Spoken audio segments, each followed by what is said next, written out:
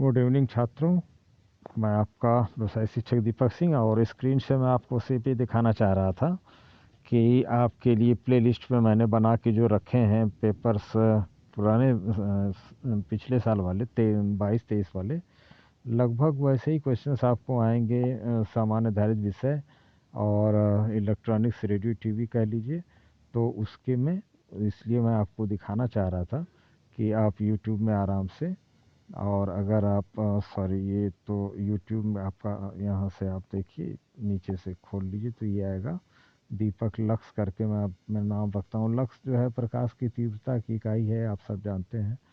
और उसके साथ साथ आपको प्लेलिस्ट में आप जो है अगर देखेंगे तो आपको सामान्य आधारित विषय मिल जाएगा। सामान्य आधारित विषय में सारे क्वेश्चन आंसर आपको मिलेंगे। 23 क्वेश्चन आते हैं, करने होते हैं, सभी करिए। 5-10 लाइन और 3 क्वेश्चन बड़े होते हैं, उन पे 8 नंबर रहता है, तो उनको 3 पेज में करना होता है, तो उसको भी लिखिए। और इसमें कोई प्रश्न छोड़िएगा मत, क्योंकि छोड़ने से नंबर नहीं मिलता है, तो प्रश्न ना छोड़ें। और उसी तरह से आपका रेडियो टीवी वाला में 5 पेपर है, तो 5 पेपर में पहला तरंग, दूसरा विद्युत, तीसरा बेसिक इलेक्ट्रॉनिक्स, चौथा रेडियो, पांचवा टीवी।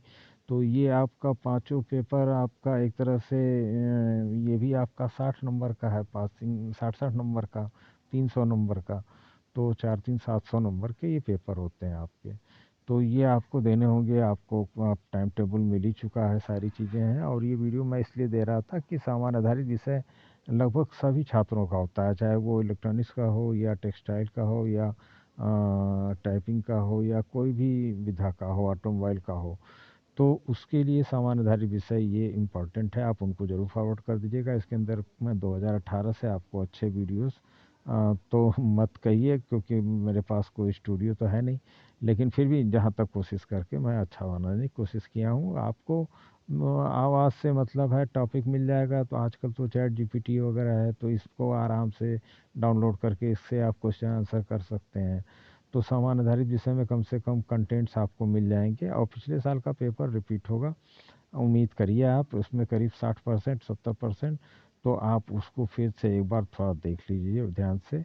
और रेडियो टीवी के रह गए पेपर, तो इसमें भी सारे आपको पेपर मिल जाएंगे। रेडियो टीवी कलर रंगीन टेलीविज़न में, तो इसमें आप पिछले साल के पेपर को एक बार प्लीज़ फिर से रिवाइज कर लीजिए।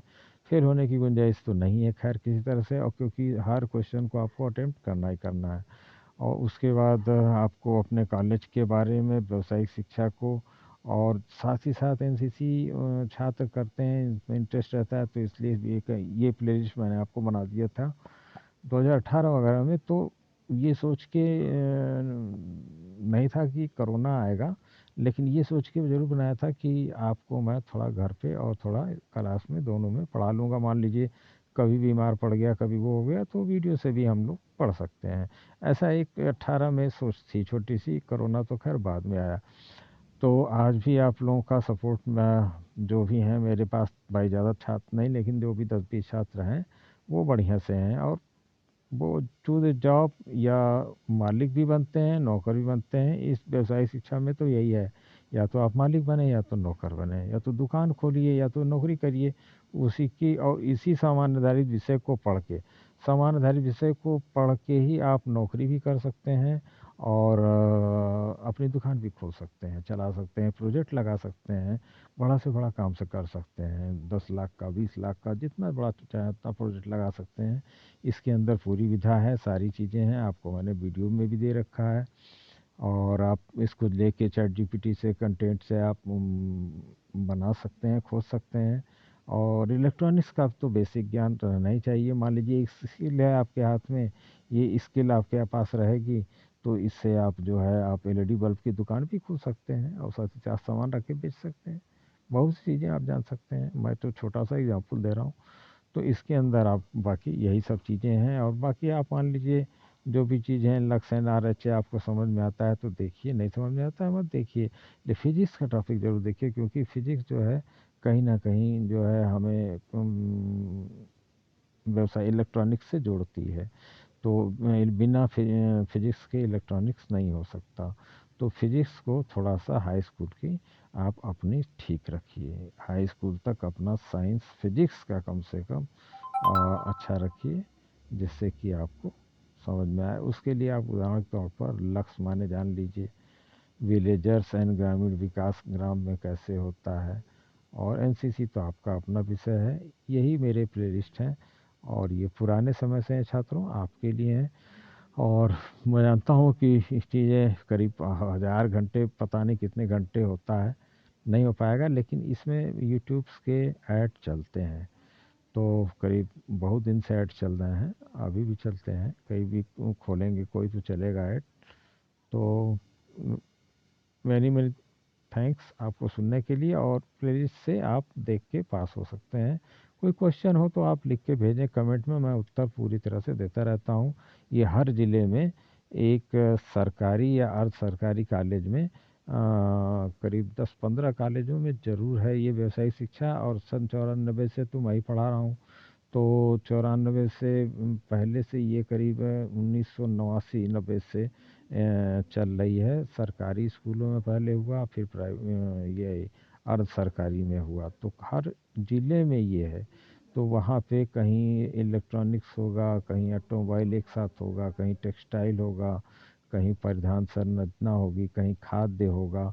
इस तरह से कर करके कई ट्रेडें जो है ये 89 में 90 में दी गई थी छात्रों को व्यावसायिक बनाने के लिए, उनको कि वो कक्षा 12 पास हों स्किल के साथ, और साथ में वो बीए करें, या फिर नौकरी करना चाहें तो नौकरी करें। हाँ, बीएससी नहीं कर सकते, और बाकी तो आप बीए बीकॉम कर ही सकते हैं। आप कॉमर्स पढ़ ही रहे हैं एक तरह से, आप तो खुद ही दुकान खोलने की तैयारी कर रहे हैं, या दुकान में नौकरी करने की तैयारी कर रहे हैं।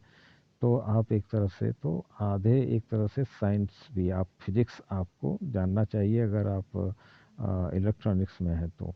और बाकी में आप थोड़ा थोड़ा अपना सबका ज्ञान, तो खाद्य में है तो पूरा उसमें ज्ञान रहेगा खाद्य से संबंधित। और सामान्य आधारित विषय सबके ऊपर कॉमन लागू होता है, इसीलिए हर ट्रेड के लिए ये अनिवार्य है। और मैं तो आज भी सरकार से अपील करूंगा कि इस 100 नंबर को हर छात्र को ज़रूर पढ़ाना चाहिए, भले वो फेल पास हो, लेकिन कम से कम इसके कंटेंट तो जान जाए कि इसके अंदर क्या क्या चीज़ें हैं जो उसे बेरोजगारी से बचा सकती हैं। बहुत बहुत धन्यवाद छात्रों आपको सुनने के लिए। यदि कुछ गलत लगा हो तो माफ़ करिएगा।